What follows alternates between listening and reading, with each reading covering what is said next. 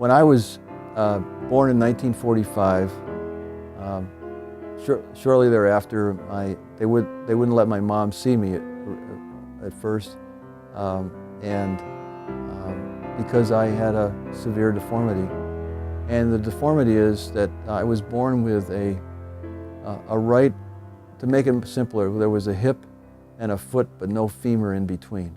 About a year and a half after that, that had to be amputated, but I was also born with a partial left arm with a partial left hand with only 3 fingers. So it was, I had the right leg that ultimately had to be amputated and the left hand that was, partially developed.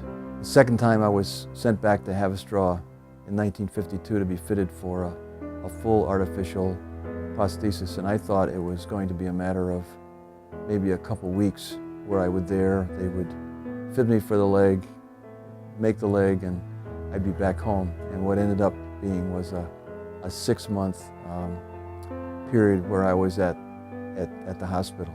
And that was a period where I was in a ward with other young boys, many of which had been abandoned, many of which were in there for polio or other issues.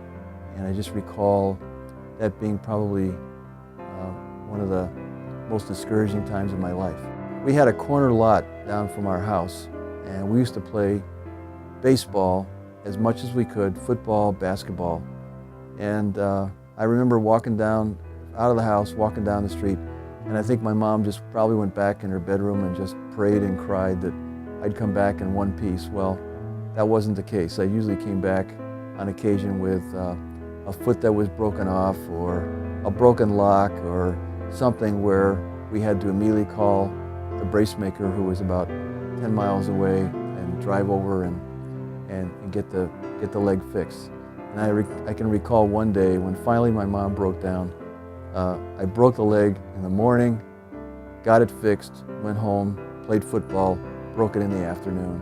And we had to go back to the brace maker that night. And on the way over to the brace maker the second time, I looked over and my mom was just in tears. I convinced my parents to try out for the Little League in Niskayuna. And I went out, and because I felt like I could hit the ball and field the ball as good as the kids I was playing with. And so I went out and went to the tryouts and hit the ball real well, fielded the ball well, caught some fly balls. And as I was walking off the field, a man approached me, a gentleman by the name of Al DeSantis, who was the sports editor of the local paper, the Schenectady Union Star, and just came over to me and just congratulated me and talked to me, and finally he told me who he was, and he said, I really would like to get to know you a little bit better. So we spent about an hour together, and then he talked to my parents. And the next thing I know, a photographer is at our house the next day taking pictures of me swinging a bat, fielding ball, and all the photographers said that you're going to see an article probably in the paper in the next couple days. Well, a couple days later, much to my mom's surprise initially, she opens up the Schenectady Union Star in May of 1954 to find my article on the front page. And that was quite a thrill.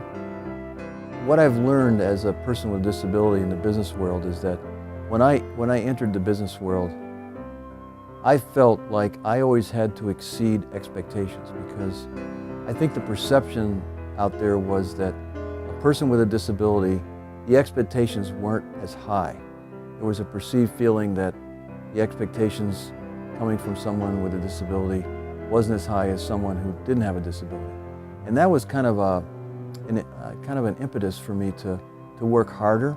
I can not only do the job, but I'm going to exceed your expectations, and I'm going to show you what I actually can do.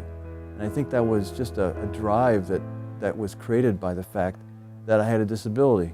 One of my first bosses was honest with me. He said, Bill, what you're going to have to do is do more than what is expected. And I think that's not only true in the business world, but I think it's true in life. And that was a great impetus for me in my business. You could say that was kind of an advantage because the drive and the ambition that I had, I think probably exceeded that of the guys that I worked with that joined the company when I did and with the people that I worked with.